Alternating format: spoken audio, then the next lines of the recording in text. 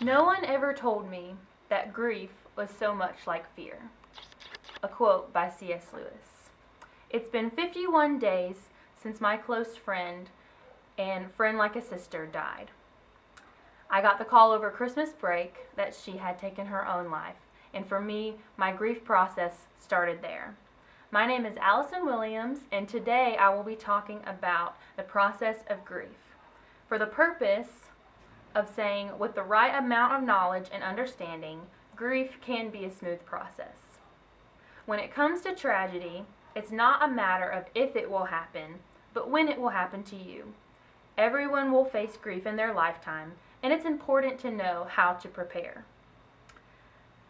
As I said, the purpose of this speech is, with the right amount of preparation and understanding, grief can be a smooth process. First, I will inform you of the 5 stages of grief, and secondly, I will examine some ways to ask for help. And lastly, I will discuss what it's like to move forward into acceptance. There are 5 stages of grief that individuals may or may not face. According to the studies of Elisabeth Kubler-Ross, there are 5 stages of grief. The first is denial, then anger, bargaining, depression, and finally acceptance. Some may be glossed over, and some may stick. Recent studies have harshly criticized this model of grief. However, it is still the base model of all bereavement counseling. And in my own experience with grief and processing tragedy, it is the most accurate way to describe what one is feeling. If left unchecked, grief can quickly turn into deep depression and other psychological disorders.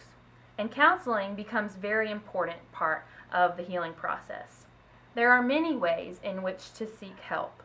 No matter what avenue you seek, it's important to seek help when facing grief. The magnitude of this issue becomes apparent when you realize that only 10% of grieving people, according to the National Institute of Mental Health, will ever seek professional help. In her 1980s book, The Courage to Grief, a social worker named Judy Tattlebaum wrote that after the death of a loved one, quote, "We must thoroughly experience all the feelings evoked by our loss," end quote. And if we don't, quote, "problems and symptoms of unsuccessful grief will occur," end quote. But not every person must seek professional help. Some may just seek the love and support of a friend or family member. In my own experience, I have received formal and informal counseling from friends and professionals in the past, and I've found it a very successful way to go through grief. Both ways have been successful.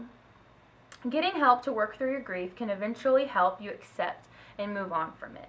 Acceptance looks different on different people and in different times of life. Not everyone reaches acceptance quickly. For some, moving on may not always mean acceptance. Sometimes it just means moving on. What I mean by that is you can return to work. You may not need to take out time from your job or from school, but that doesn't always mean that you have approached acceptance. Some people may be emotional or callous, but still be experiencing acceptance. Acceptance doesn't mean the pain is gone. A bereavement writer for OnlyHealth.com said, "In addition to new hope, a final sign that bereavement may be passing occurs when an individual is able to think of the lost loved one as a happy past memory rather than a painful present absence. But there will always still be waves. Grief is non-linear. It goes up and it goes down." Grief does not have to be something that we face alone.